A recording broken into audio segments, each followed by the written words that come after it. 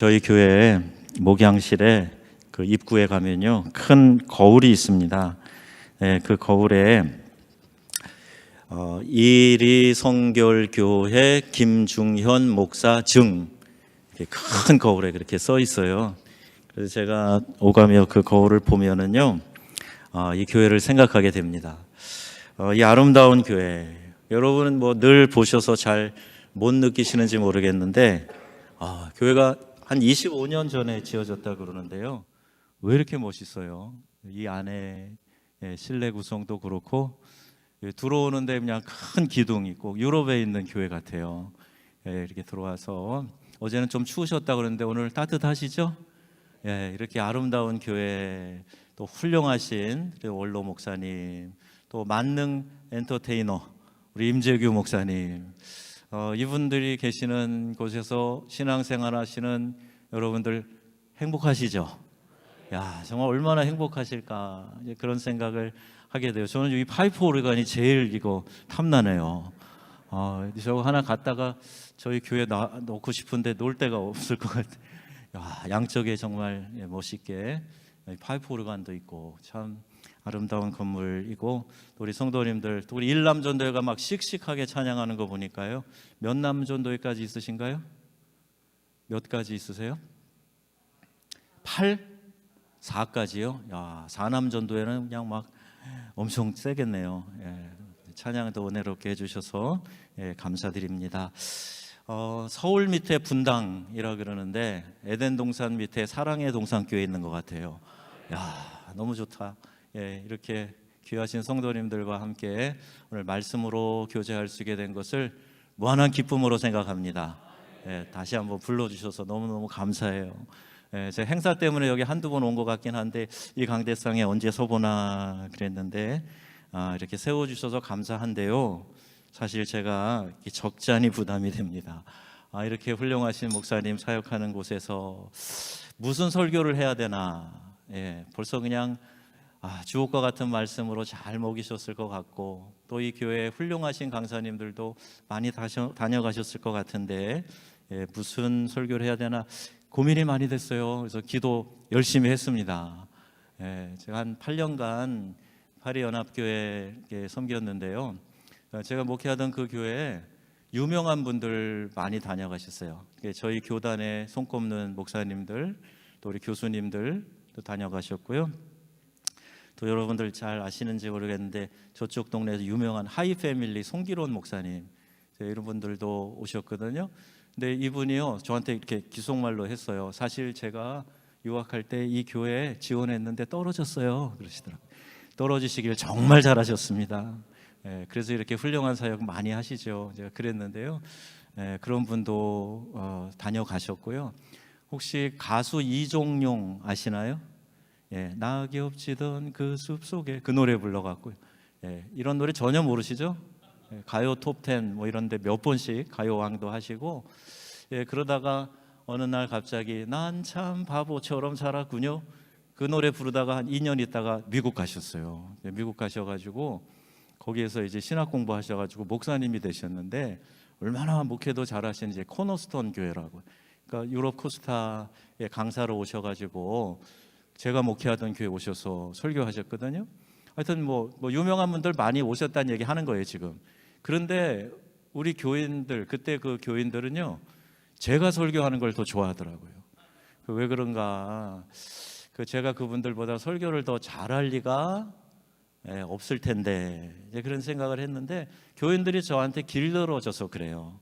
거기는 이제 예배당이 돌로 이렇게 다 지어져 갖고요, 이런 마이크를 쓰면 막 소리가 울려요.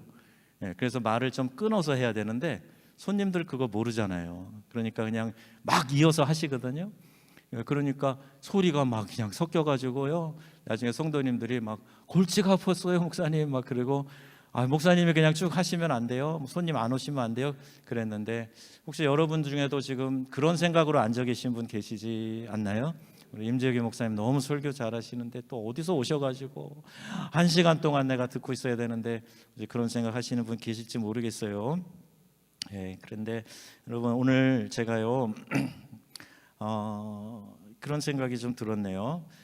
교회들마다 교인들이 이렇게 잘 알아듣는 언어 코드가 있거든요.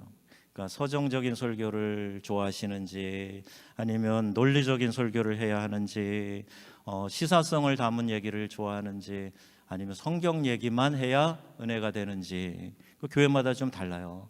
그러니까 내러티브라 그러죠. 이야기식 설교 좋아하는 성도님도 계시고, 딱딱 끊어지는 명료한 아나운서 같은 그런 설교 하는 걸 좋아하는 그런 교회들도 있습니다. 그래서 저처럼 본교회, 우리 교회 강단만 알고 목회하는 목사는요, 다른 교회 강단에 서는 게 매우 부담스러워요. 이 교회는 체질이 어떤가, 교인들이 어떤 설교를 더 잘 받아들이고 은혜를 받나 잘 모르잖아요. 그래서 기도하면서 그냥 말씀을 구하고 이제 그러는데요. 그래 하나님께서 저를 통해서 오늘 이 사랑의 동산교회에 주시는 메시지가 있으리라고 믿습니다. 그래서요, 제가 교인들의 마음을 좀 어루만질 수 있는 그런 말씀 달라고 기도했거든요. 그런데 오늘 제가 들고 온 설교 원고가 제 마음에 잘 안 들어요.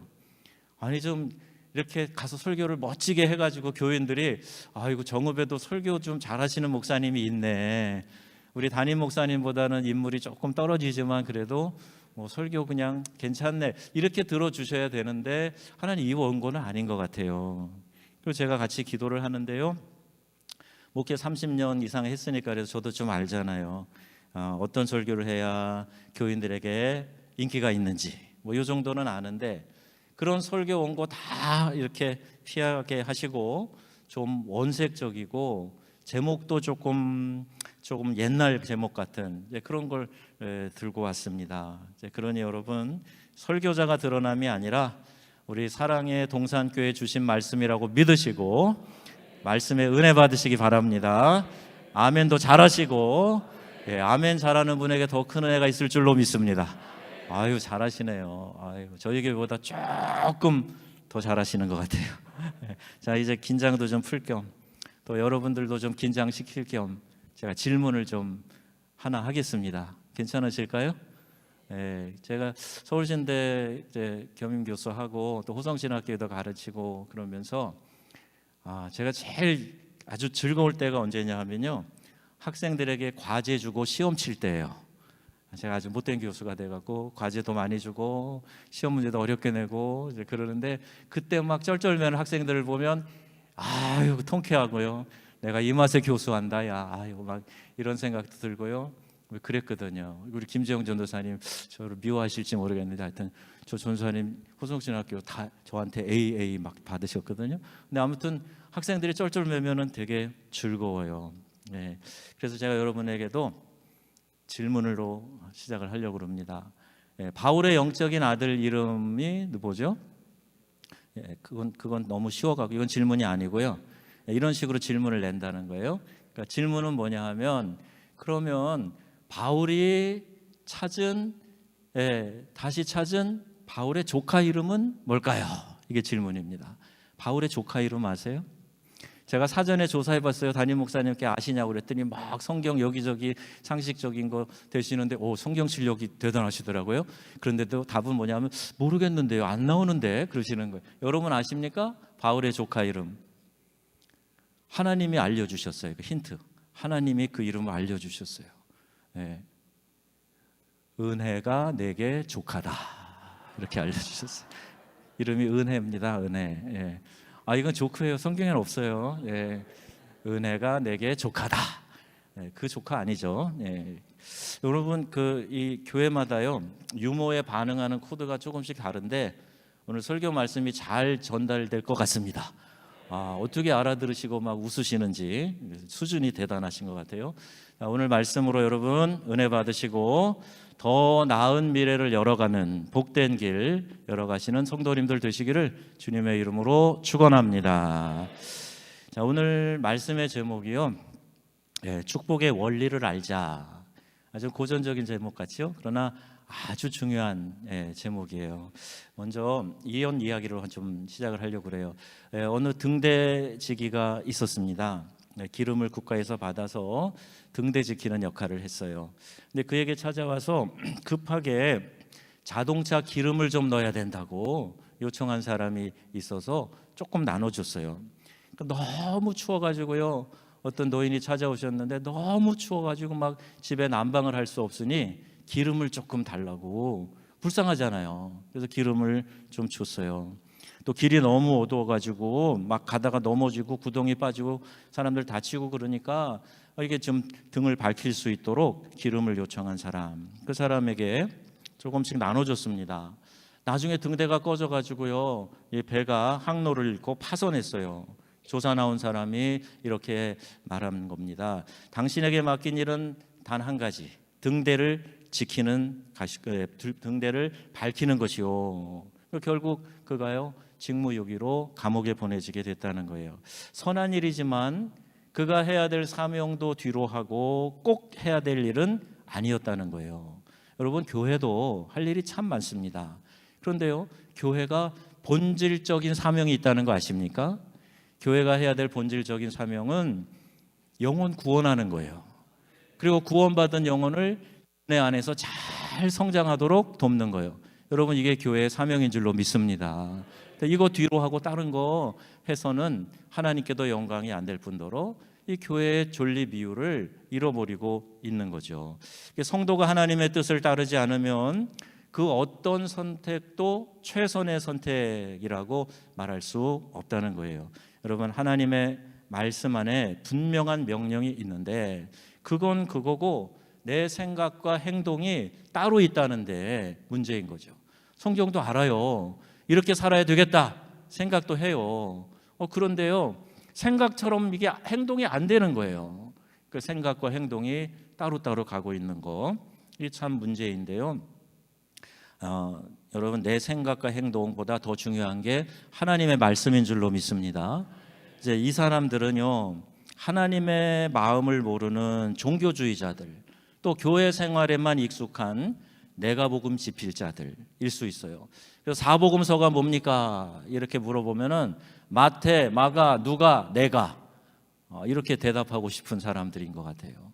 그러니까 분명히 성경이 있지만 이게 나를 벗어나지 못하는, 그래서 내가 그 말씀에 끌려가는 게 아니라 내 기호대로, 내 판단대로, 경험대로 말씀을 끌고 가려고 하는 그런 사람들이요, 교회들마다 딱 2명씩 있어요. 2명씩.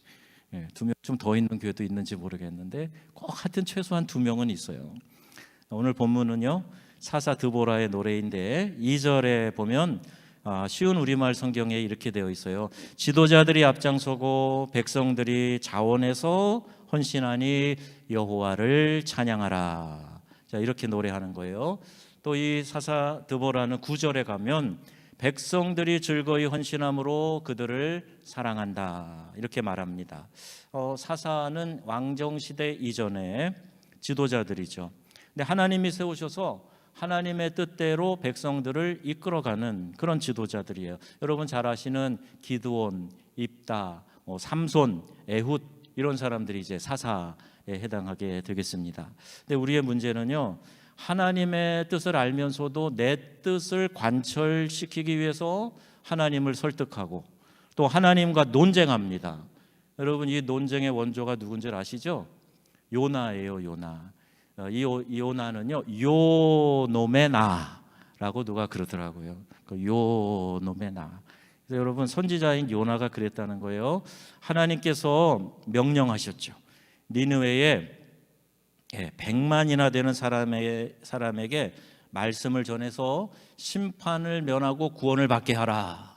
여러분, 그 당시에 인구 100만이면요 대단한 큰 도시예요. 아마 세계에서 제일 큰 도시일지 모르겠어요. 그런데 그 많은 사람이 있는 도시에 가서 하나님 말씀 전해서 회개하고 심판을 면하게 하라, 이제 그렇게 명하셨거든요.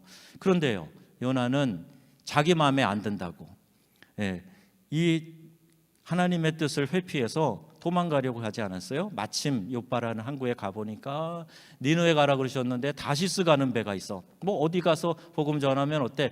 다시스 가는 배를 타고 주랭랑 친 거죠. 결국 풍랑에 물속에 들어가게 되고 큰 고기 뱃속까지 들어갔다가 결국 회개하고 마지못해서 전했는데요. 요나서 3장 10절 보면은 이렇게 기록되어 있어요. 네, 한번 자막이 나오면 읽어보시겠습니다. 요나서 3장 10절인데요. 하나님이 그들이 안 나오네요. 행한 것 곧 그 악한 길에서 돌이켜 떠난 것을 보시고 하나님의 뜻을 돌이키사 그들에게 내리라고 하신 재앙을 내리지 아니하시니라. 자, 이렇게 그들이 회개하고 돌아서서 재앙을 면한 것을 못마땅하게 여깁니다. 그래서 요나서 4장 1절 보니까요, 요나가 매우 싫어하며 성내며, 아니 재앙을 하나님이 내리지 않으신 거에 대해서 매우 싫어하고 성냈다. 4절 같이 읽을까요? 4절. 자, 주께서는 은혜로우시며 자비로우시며 노하기를 더디하시며 인애가 크시사 뜻을 돌이켜 재앙을 내리지 아니하시는 하나님이신 줄을 내가 알았음이니이다. 이 긍휼과 자비가 없는 원칙주의자예요. 이대로 해야지 하나님 왜 바꾸십니까? 하나님이시면 답니까? 지금 따지는 그런 입장인 거예요. 요나에게 하나님이 말씀하시죠. 내가 성내는 것이 옳으냐? 하나님이 이제 점잖게 꾸짖으시는 거예요. 내가 성내는 것이 옳으냐? 하나님께서 준비해 주신 이 박넝쿨로 뜨거운 햇빛 좀 가렸는데 그 박넝쿨을 벌레가 갉아먹죠. 그러니까 짜증이 났어요. 하나님이 이 박넝쿨로 인해서 성내는 것이 옳으냐? 이렇게 반문하시는 거예요. 근데 요나가 뭐라 그래요? 예, 내가 성내어 죽기까지 할지라도 옳으니이다. 지금 하나님하고 논쟁하네요. 하나님이 그게 옳지 않다는 걸 지금 얘기하시는 건데, 아닙니다 하나님, 내가 성내어 죽기까지 할지라도 옳습니다. 내가 옳아요. 자, 이렇게 얘기하는 거예요. 요 노메나. 여러분 각자 한번 해보세요. 요 노메나. 예, 그 여자분이라고 바꾸지 마시고요. 그냥 요 노메나가 하나님과 이렇게 논쟁하려고 한다니까요. 하나님의 뜻을 아는데도 불구하고 거기 무릎 꿇고 하나님 뜻을 따라가는 순종의 자세가 아니라 하나님과 논쟁해서 꺾으려고 한단 말이에요. 내가 더 옳습니다. 내 경험이 있는데요, 내가 배운 게 있거든요. 하나님이 이 시대는요 뭘 잘 모르셔서 그러는데 성경이 쓰인 시대랑 지금은 다르거든요. 지금은 제 판단이 옳습니다. 자, 이런 마음이 이 기저에 깔려 있는 거예요. 그래서 하나님하고 막 논쟁을 하려고 그러는 거예요. 자, 요나서 4장 10절 11절 한번 읽어볼까요? 내가 수고도 아니하였고 재배도 아니하였고 하룻밤에 났다가 말라버린 이 박넝쿨도 그렇게 아꼈거든. 하물며 이 큰 성읍 니느웨에는 좌우를 분간하지 못하는 이가 12만 명이요 가축도 많으니 내가 어찌 아끼지 아니하겠느냐. 아멘. 하나님은 한 영혼을 뭐보다 귀하게 해요? 온 천하보다 귀하게. 그런데 이렇게 많은 영혼이 있고 또 어린아이까지도 이렇게 많이 있는 이 도성을 내가 어찌 아끼지 않겠느냐. 이렇게 요나에게 그 잘못된 생각을 고쳐주시려고 하는 거예요. 영혼을 사랑하는 마음도 모르고 어떻게 선지자가 됐는지 모르겠어요. 하나님의 뜻과 상관없이 내 마음대로 하면서 내가 어찌 하나님의 자녀라고 말할 수 있는지 모르겠어요. 여러분, 하나님의 뜻이 뭘까요? 영혼 구원하고 그리고 구원받은 백성이 하나님의 자녀로 풍성한 삶을 살게 하는 것, 이게 하나님의 뜻인 줄로 믿습니다. 요한복음 10장 10절 뭐라 그래요? 도둑이 오는 것은 도둑질을 하고 죽이고 멸망시키려고 하는 것이요 내가 온 것은 양으로 생명을 얻고 더 풍성히 얻게 하려 함이라. 예수님이 이 땅에 오신 이유가 우리들 구원해 주시고요 우리에게 풍성한 삶을 주시기 위함이래요. 아멘이십니까? 여러분, 그 풍성한 삶을 누리며 살고 계시지요? 그걸 위해서 예수님이 이 땅에 오셨으니까요.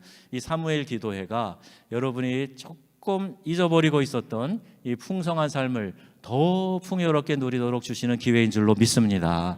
회복하시고 하나님 주시는 풍성함을 누리시기를 주님의 이름으로 축복합니다. 아멘. 자, 그러려면 하나님의 뜻을 알아야 되는데요. 이제 하나님의 뜻을 잘 알고 하나님을 기쁘시게 해드리기 위해서 하나님이 우리에게 복을 주시는 원리, 이것을 우리가 다시 한번 생각해 보려고 하는 거예요. 여러분 다 아시는 얘기일 수도 있어요. 그런데 다시 한번 정리하고 또 강조해서, 혹 잠깐 잊어버리고 있는 게 있었으면 그거 좀 이렇게 여러분 다시 되살리시라고 오늘 저를 이 강단에 세우신 줄로 믿습니다. 자, 첫 번째 축복의 원리가 있는데요, 순종입니다. 예, 순종이 뭐보다 낫다고요? 제사보다 낫다.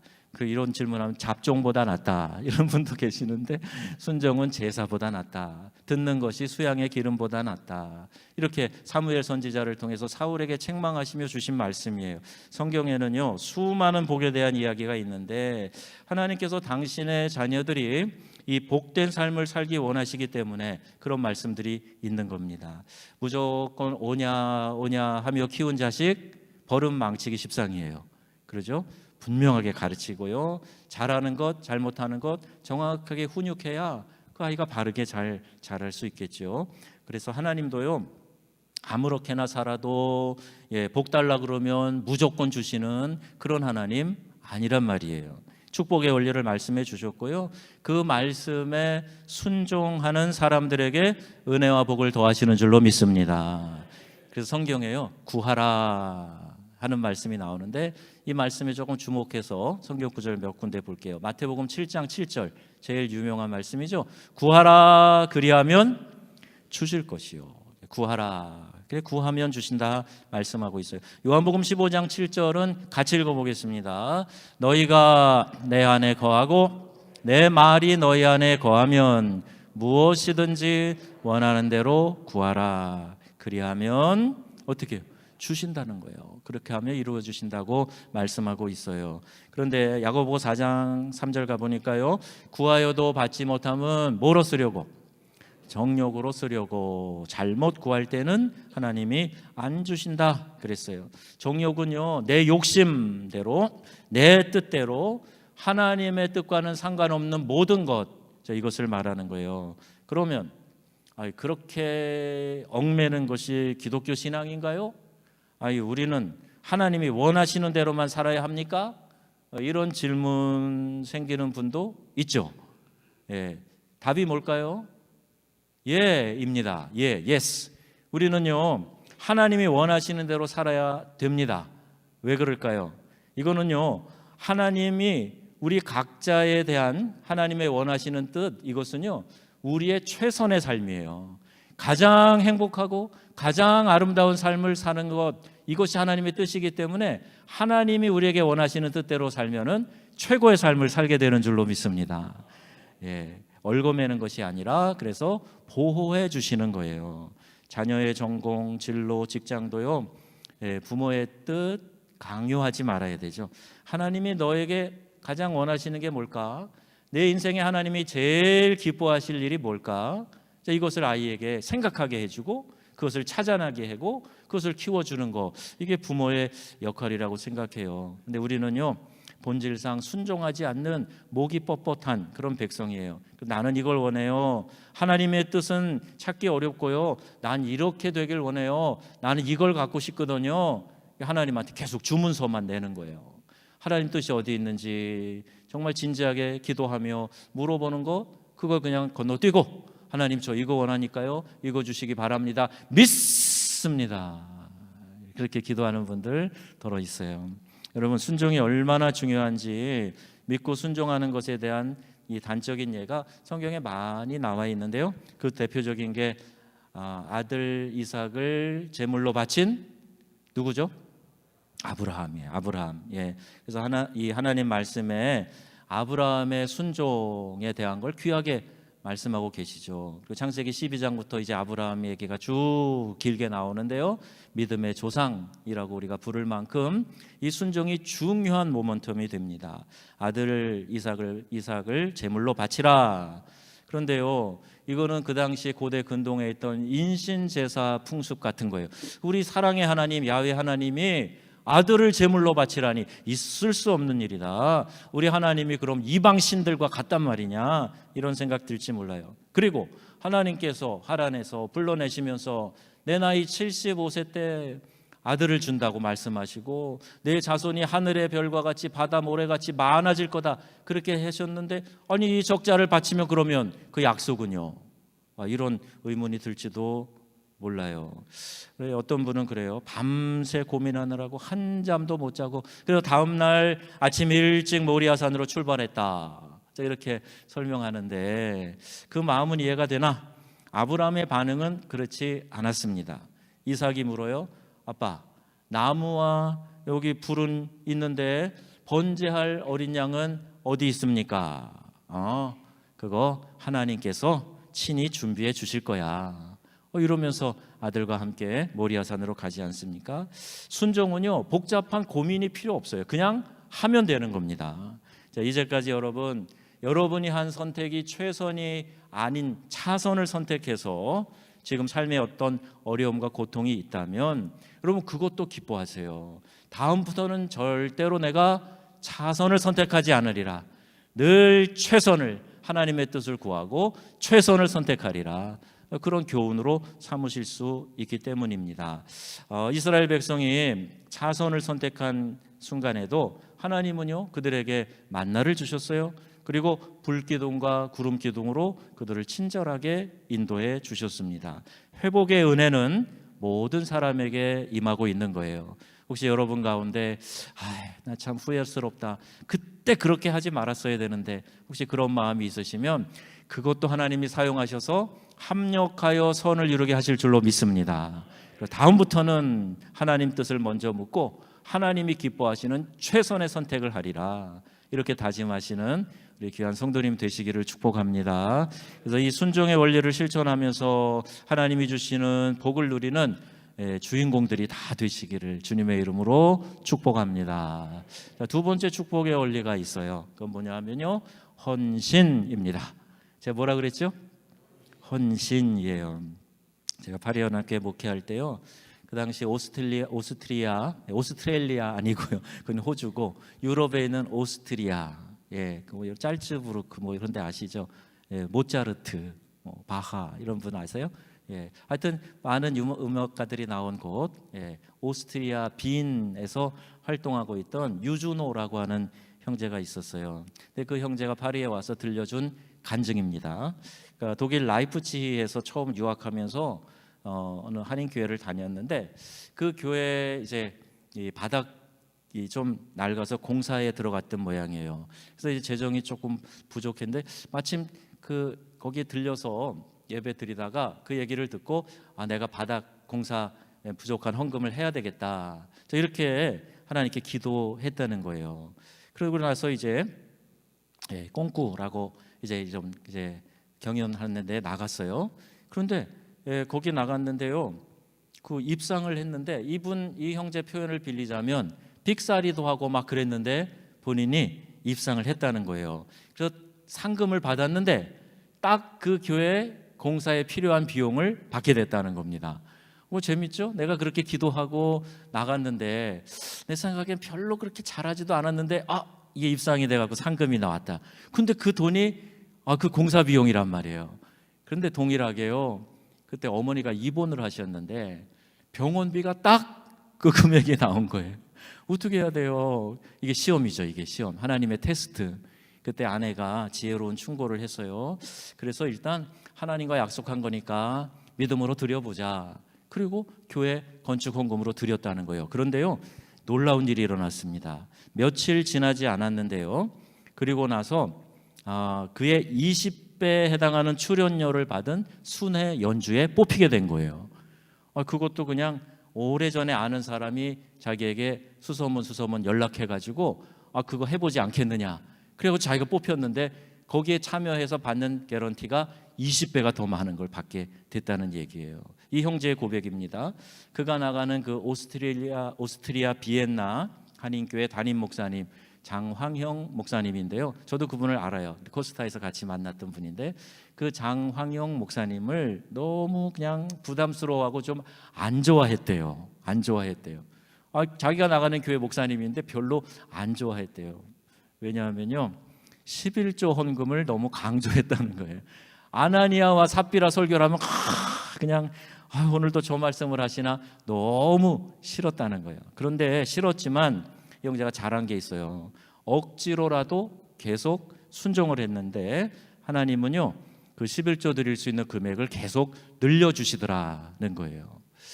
자, 이게 웬일이냐? 또 강사님이 오셔서 웬 헌금 설교를 하려고 그러는, 제가 간증 전하는 겁니다. 이분의 간증이에요. 저도 이제 신방 다니면서 저희도 지금 이제 목장별 신방 하고 있는데 우리 교구장님 또 교구 청지기 권사님, 그러니까 장로님하고 권사님 같이 대동해서 가면 기도해 달라 그러죠. 예. 그리고 이제 그때는 우리 교구장 장로님이 부목사님보다 먼저 기도 우선순위예요. 그래서 기도해 달라고 그러면 장로님이나 그 권사님, 오랜 관록이 있으신 분들이 기도하면서 종종 그런 기도를 하세요. 11조 헌금이 많아지는 축복이 있게 해주세요. 이런 기도를 합니다. 그러면서 이분들도 그동안 오랜 신앙 경험 가운데 뭔가 알고 계시다는 거죠. 하나님 복을 주셔서 이들이 하나님 섬기는 일에 더 많은 걸 드릴 수 있게 해 주시옵소서, 이런 축복을 하는데 거기에 아멘 하고 순종하는 분들 가운데 놀라운 변화들을 많이 경험하게 됩니다. 말라기 3장 7절 말씀 보세요. 너희가 나의 규례를 지키지 아니하였다. 내게로 돌아오라. 그리하면 나도 너희에게로 돌아가리라. 어떻게 하여야 돌아가리까? 8절 말씀이에요. 사람이 어찌 하나님의 것을 도둑질하느냐. 같이 읽어볼까요? 도둑질하고도 뭘 말씀하시는 것이지요? 반문한다. 그것은 곧 11조와 봉헌물이라. 온 나라가 하나님의 것을 도둑질해서 너희가 저주를 받았다라는 거예요. 근데 온 나라, 이 말은요 대세라고 번역을 해도 크게 다르지 않습니다. 여러 사람이 다 그렇게 생각한다는 거예요. 여러 사람이 다 그렇게 느끼면서 행동하고 또 생각하고 슬쩍슬쩍 하나님의 것을 내가 가로챈다는 얘기예요. 로마서 12장 1절 말씀이에요. 로마서 12장 1절 읽겠습니다. 그러므로 너희는 이 세대를 본받지 말고 마음을 새롭게 함으로 변화를 받아 하나님의 선하시고 기뻐하시고 온전하신 뜻이 무엇인지 분별하도록 하라. 아멘. 여러분, 교회는요 세상을 선도하는 것이지 세상에 끌려다니는 게 아닙니다. 세상이 이렇게 바뀌니까 우리가 빨리 이렇게 발 맞춰서 세상을 따라가야 된다. 그 교회가 아니에요. 교회는 세상의 빛이요 세상의 소금입니다. 세상은 아무리 어두워져 가도 교회에서 비치는 이 빛으로 인해서 사람들이 실족하지 않도록 진리의 빛을 비추는 것이 교회인 줄로 믿습니다. 썩어가는 세상에서 맛을 내고 방부제 역할을 하는 그 그리스도인, 소금과 같은 역할을 하는 그리스도인, 그 바로 우리들 아니겠어요? 세상이 바뀐다 그래서 뭐 트렌드, 그러면서 트렌드만 열심히 따라가면 교회가요 중심을 잃어버리게 돼요. 본질적 사명이란 말씀 드렸잖아요. 영혼 구원에 목숨 걸고 하나님이 기뻐하시는 교회 되어야 될 줄로 믿습니다. 그래서 하나님이 원하시는 게 뭔지 그걸 먼저 생각해야지 이 세대를 본받으려고 하면 안 된다는 거예요. 세대를 본받지 말고 마음을 새롭게 함으로 변화를 받아 하나님의 선하시고 기뻐하시고 온전하신 뜻이 무엇인지 어떻게 하라고요? 분별하도록 하라 말씀하고 있습니다. 여러분, 11조는 구약의 율법이니까 지킬 필요 없습니다. 저랑도 논쟁해 분들이 계세요. 프랑스에서 목회는요 논리적이어야 돼요. 막 10페이지씩 장문에 설교 평가가 옵니다. 그럼 그거 읽고 또 답변도 해주고요. 그리고 이 11조에 대해서도 제가 여러 사람과 논쟁을 해봤어요. 근데 많은 경우 그래요. 그 구약 율법 아닙니까?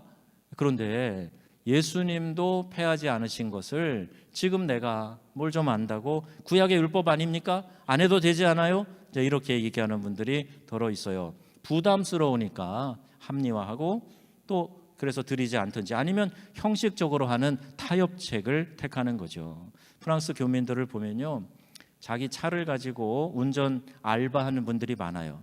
뭐 유학생으로 왔다가 특별히 직장 얻기 어려우면 제일 쉽게 하는 게 이런 자동차 운전하고 가이드하고 뭐 이런 일들인 것 같아요. 그러면 이제 차가 필수적인데 이들도 보릿고개가 있어요. 관광객이 오지 않고 막 연결이 안 되고 이래서 일 없이 그냥 지내는 때 보릿고개 이렇게 얘기해요. 보릿고개가 온다 그래서 배고프다 그래서 그 사용하는 차를 팔 수 없는 거죠. 지키고 있어야 돼요. 농부가 이 밭을 가는 소, 잡아먹을 수 없어요. 아무리 없고 배고파도 파종할 씨앗을 내가 먹으면 안 돼요. 이듬해 그것을 씨앗으로 심어야 거기서 곡식이 나서 추수할 수 있는 거죠. 농부의 파송할 씨앗과 같은 게 뭐냐? 우리 수입의 11조다. 그것을 통해서 하나님은 우리가 진짜로 하나님을 신뢰하는지 그렇지 않은지, 하는 척만 하는지 이것을 시험하신다, 이렇게 말씀하고 있는 거예요. 말라기 3장 10절 말씀 읽겠습니다. 만군의 여호와가 이르노라, 너희의 온전한 11조를 창고에 들여 나의 집에 양식이 있게 하고 그곳으로 나를 시험하여 내가 하늘 문을 열고 너희에게 복을 쌓을 곳이 없도록 붙지 아니하나 보라. 아멘. 아멘이세요? 메뚜기가 먹어 없애지 않도록, 기한 전에 열매가 떨어지지 않도록 보호하시겠다 하는 말이고요. 12절에 가보면 땅이 아름다워져서 남들이 당신을 복되다 하게 된다, 이렇게 말씀하고 있습니다.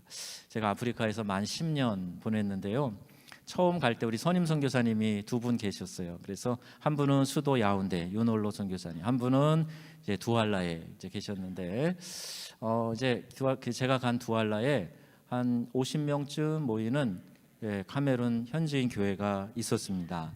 거기에서 이제 처음부터 그들을 목회하기 시작을 했는데, 한 50명이 되고 젊은이들이 많이 있는데 딱 한 사람이 교회에서 11조를 했어요. 다른 사람들은 뭐 직업도 없고 뭐 그냥 이렇게 지내니까 뭐 낼 것도 없었겠죠. 그래서 뭐 하나님 앞에 예물 11조로 드리는 사람, 오코케라고 하는 그 당시 나이지리아 사람이에요. 나이지리아 사람이 카메룬 와서 일하는 남자 한 명. 지금 미국에서 목사님이 돼서 목회하고 있습니다.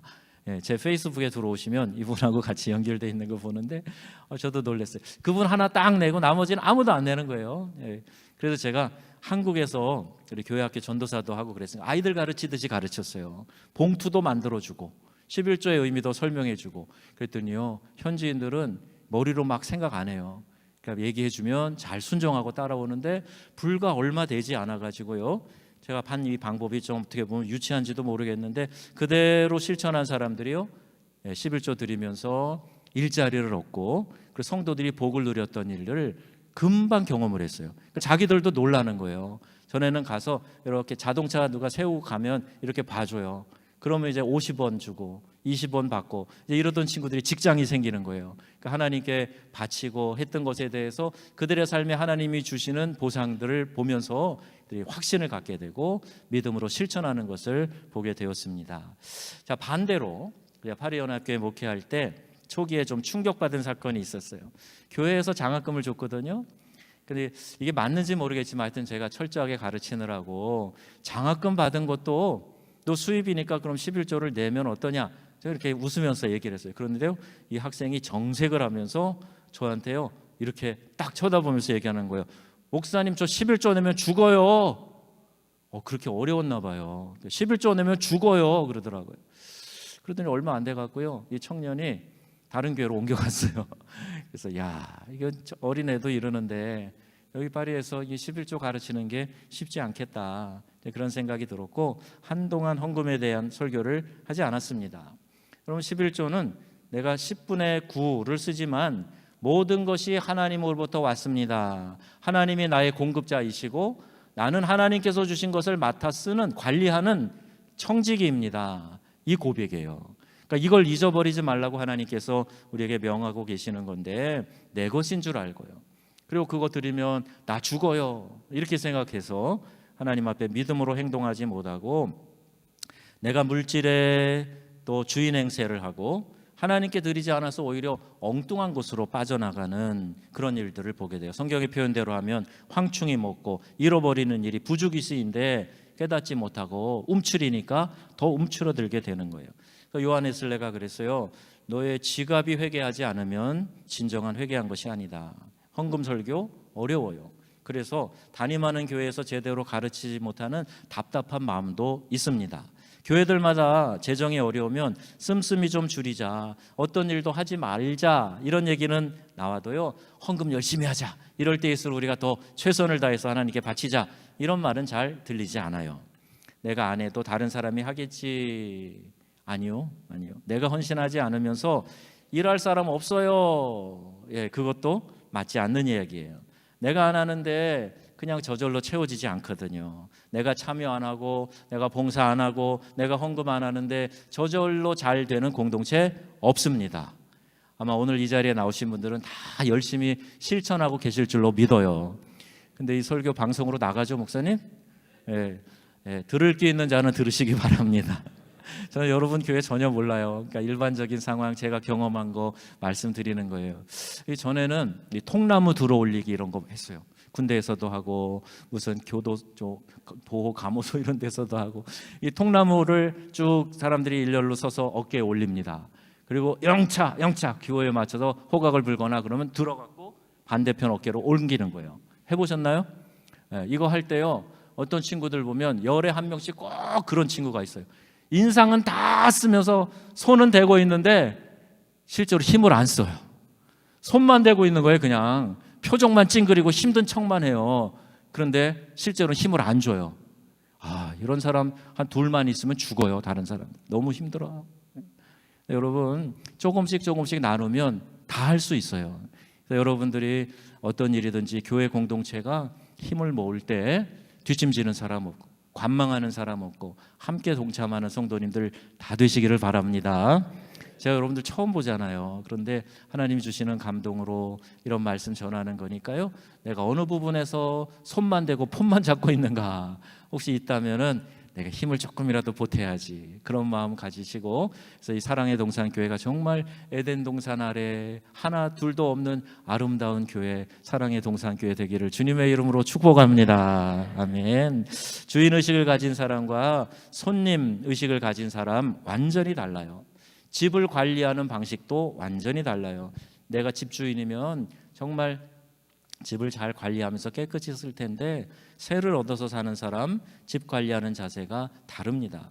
어려울 때 누가 교회를 사랑하는 사람인가 분명히 알 수가 있어요. 교회가 좀 어떤 면이든지 어려움이 있을 때 진짜 교회를 사랑하는 사람은 태도와 말이 그때부터 달라집니다.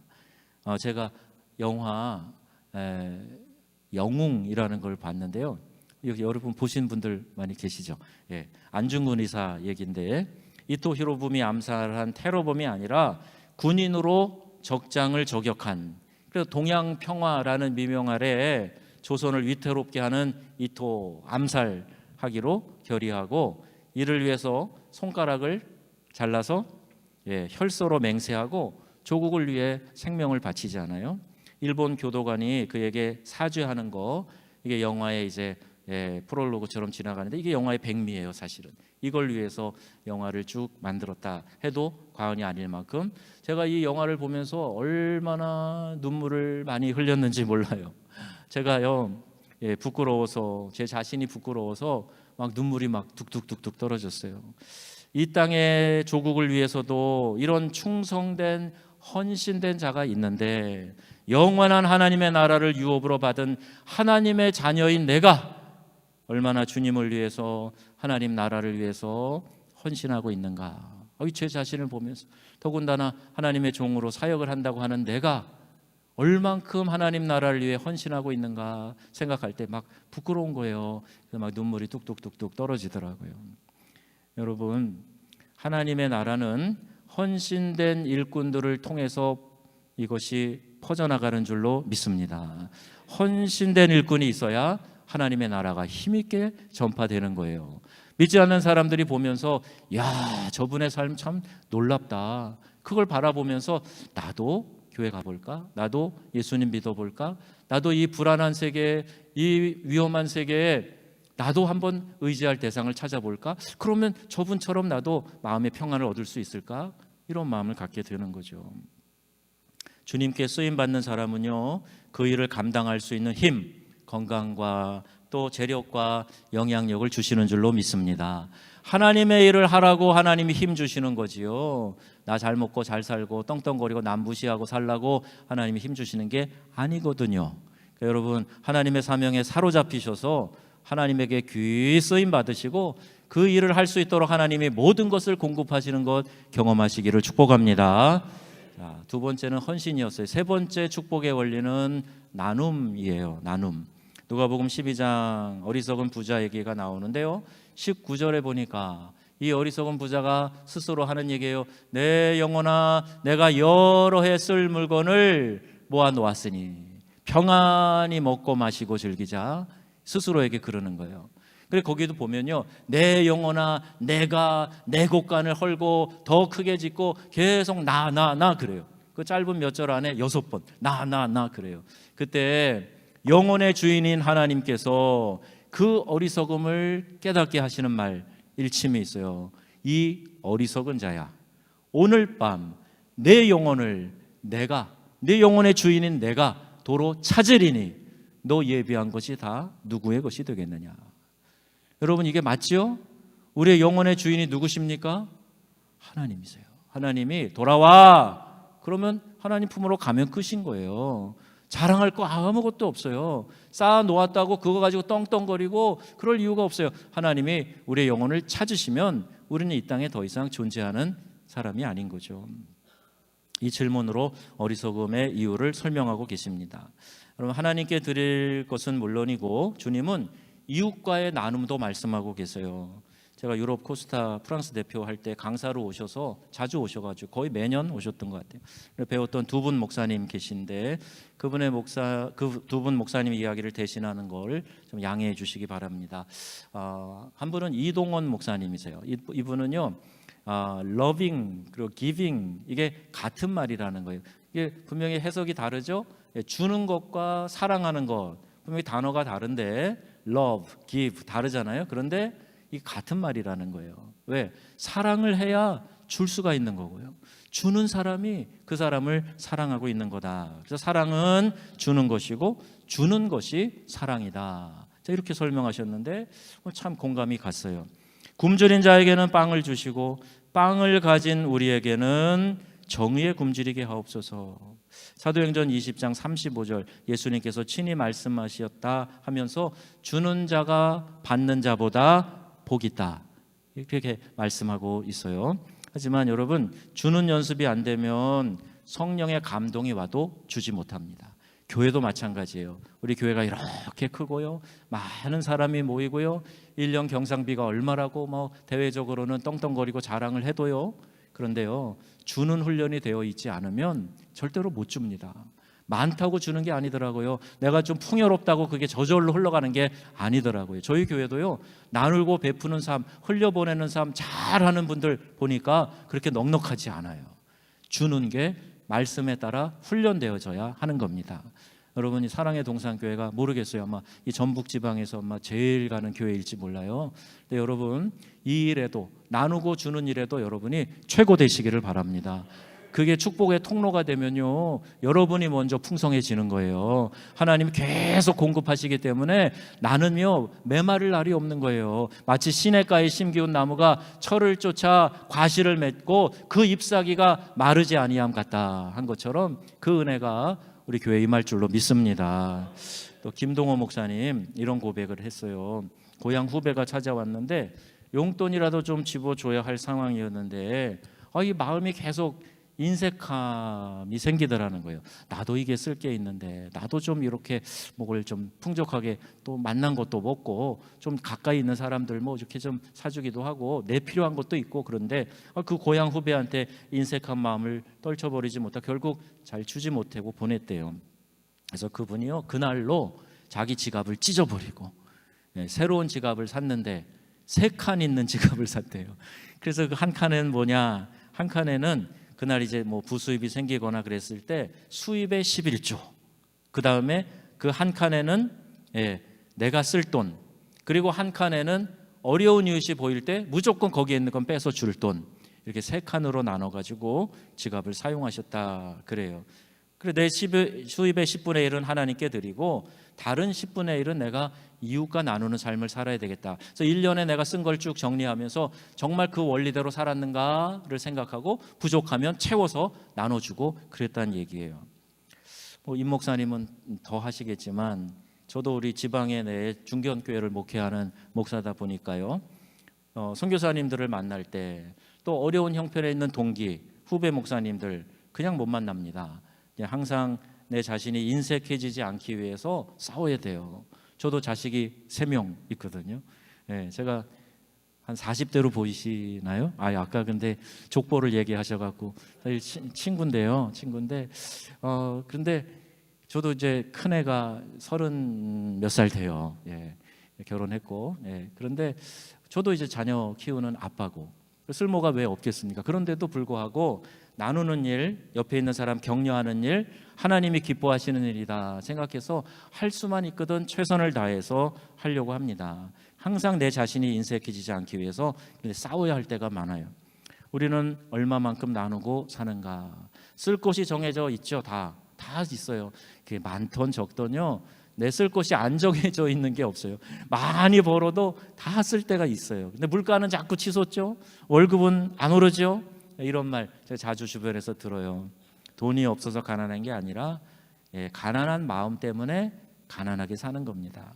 아프리카 교회에서 만난 그 많은 가난한 사람들, 하루에 한 끼 먹는 사람들이 태반인데요. 그런데요, 그 가운데 마음이 부자인 이들이 얼마나 많았는지 몰라요. 자기 먹는 것도 없는데도 마음이 부자라 막 그 상황에서도 나누고 기뻐하는 그런 형제 자매들 여러 명 봤습니다. 한국 교회가 뜨거운 사랑으로 부흥할 때 교회는 그때 녹록지 않았어요. 가난한 교회들이 훨씬 많았죠. 가진 게 없었어요. 옥수수 쪄서 나누고 꼬질꼬질한 수건, 손수건에 삶은 계란 싸와가지고 그것도 이렇게 강사님이라고 와서 주시고, 저는 오늘 많이 먹어서 안 주셔도 돼요. 근데 그런 거 갖고 와가지고 나눠주고 그런 분들이 있었어요. 제가 코올리게 어린 때 막 천막 치고 개척교회들 많이 시작할 때 어머니 등에 업혀가지고 교회 가고 막 신유의 경험도 그 자리에서 하고, 어렸을 때 많은 은사 은혜 어머니랑 같이 집회도 참여하고 이러면서 체험을 했었는데, 한국 교회가 그때 그랬단 말이에요. 많이 있어서 쌓아놓고 열다 하고 나눠준 게 아니고요, 낯설 것도 없는데 사람들에게 나눠주면서 이웃사랑을 실천하니까 많은 사람들이 교회로 몰려들고 그 사랑 경험하면서 그 안에서 믿음이 쑥쑥 자라갔던 것 아닙니까? 언제 우리가 이렇게 움켜졌어요? 우리가 좀 더 가졌다고 생각하는 그때부터 더 움켜지더라고요. 교회가 이렇게 막 커지고요, 대형화되기도 하고 주변 사람들이 볼 때 와 할 만큼 힘이 생기니까 그때 교회가 더 막 움켜지더라니까요. 나누고 베푸는 일로 늘 살아왔던 교회가 말이죠. 여러분, 중요한 것은 우리의 마음입니다. 오병이어, 너무 잘 아시는 얘기잖아요.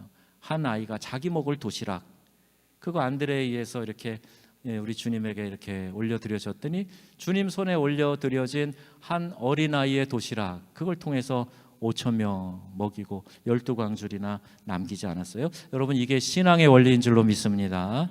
이 세상에 나눔을 실천해서 하나님이 주시는 복을 이어가는 멋진 그리스도인들이 많아요. 아마 우리 사랑의 동산교회도 여러분 계실 겁니다. 흘러가는 샘의 물줄기를 막아놓으면 그 샘은요 얼마 있어서 말라버립니다. 수도꼭지를 달아놨어도 조금씩 물이 떨어지도록 틀어놓도록 해요. 동파 방지, 그것만이 아니고 물줄기를 계속 막아놓으면 물의 근원이 막히기 때문에 그래요. 사랑의 나눔이 있는 곳에 하나님께서 계시도다. 여러분, 이 복음성가 많이 부르시죠? 사랑의 나눔. 이게 프랑스 떼제 공동체에서 라틴어로 부르던 노래인데 이런 가사예요. 우비 카리타스 엣 아모르 우비 카리타스 데우시비에. 해석하면 자비와 사랑이 있는 곳에 하나님이 계시도다, 이 말이에요. 여러분, 하나님 보여주세요. 그럼 제가 믿겠습니다. 하나님 어디 있어요? 그러면요, 여러분이 그 하나님의 사랑과 자비를 여러분의 삶으로 보여주시면 되는 거예요. 거기에 하나님의 계시다 말씀하고 있습니다. 오늘 축복의 원리 3가지 말씀드렸습니다. 순종과 헌신과 나눔이에요. 자, 뭐라고요? 순종과 헌신과 나눔이에요. 우리를 구원하시고 너무도 우리를 사랑하시는 하나님께서 예비해 놓으신 이 축복의 원리, 여러분 바로 알고 또 실천하셔서 척박한 이 땅에서 큰 은혜와 복을 누리는 우리 사랑의 동산교회 모든 성도님들 되시기를 주 예수님의 이름으로 축복합니다. 아멘. 제가 잠깐 기도할게요. 하나님 아버지, 오늘 이 말씀 우리 마음에 담아주시니 감사합니다. 하나님께서 이 교회를 너무너무 사랑하셔서 이 축복의 원리, 우리 신앙의 가장 기본이 되는 이 원리를 다시 전하게 하셨습니다. 하나님, 주님의 은혜가 우리 가운데 넘쳐나서 하나님 앞에서 철저하게 이 말씀의 원리대로 살아갈 수 있도록 은혜를 베풀어 주옵소서. 순종하며 헌신하며 나눔을 실천하는 귀한 사랑의 교회 성도님들이 다 되도록 인도하여 주시옵소서. 우리 주 예수님의 이름으로 축복하며 기도합니다. 아멘. 아멘.